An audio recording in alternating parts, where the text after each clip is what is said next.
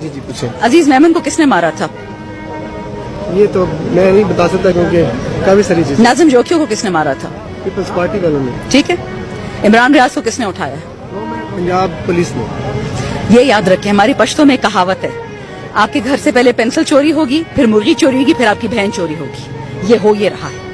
اس کو کہتے ہیں فیشزم. ہاتھ اس کا پکڑو جس نے پینسل چورائی تھی. کیا عزیز میمن سندھی ہے تو اس کا خون پاکستانی نہیں ہے؟ ناظم جوکیو سندھی ہے تو اس کا خون پاکستانی نہیں ہے؟ صرف زرداری کا خون پاکستانی ہے. زرداری کون ہے؟ نواز شریف کون ہے؟ یہ کون لوگ ہیں؟ کہاں سے آئے ہیں کہ میری اور آپ کی جان کی کوئی ہمت ہی نہیں ہے، نہ کوئی ہماری قیمت ہے. اور یہ میں آپ کو یاد دلا دوں، اگر 72 سال ایاز امیر پہ ہاتھ اٹھایا ان لوگوں نے، جو پاکستان کی میراث کا حصہ ہے، اس کے والد کھڑے ہوئے تھے ڈکٹیٹر خلاف اور یہ کھڑا ہوتا، اور اس نے تو باتیں خان کو سنائی تھی. غصہ اور کسی کو آ گیا. انہوں نے تو ٹھیک ٹھاک 5-6 منٹ خان صاحب کی کلاس کی. خان صاحب ہنستے رہے کیونکہ خان صاحب ایک لیڈر ہے، وہ مرد جواں ہے، وہ مرد مومن ہے، اس میں ہمت ہے کرٹیسزم سننے کی.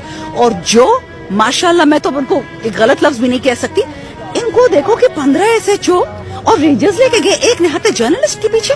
یہ یاد رکھیں کہ جو بندہ جھوٹا ہوتا ہے، چور ہوتا ہے، ڈر اس میں ہوتا ہے، اور جو نڈر ہوتا ہے وہ اکیلا گھومتا ہے. اور آپ کی بھی یہ آج آپ کی لیے لیسن ہے ایک صحافی کی طرح، آپ کے لیے ہے کہ آپ کی کوئی قیمت نہیں ہے.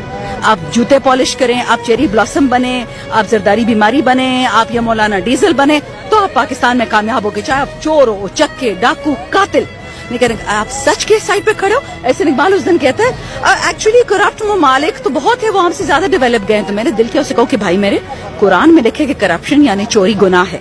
یا تو اپنا کوئی قرآن لے ایسے اقبال کا قرآن تاکہ وہ آپ مانے، ہم تو نہیں مانتے.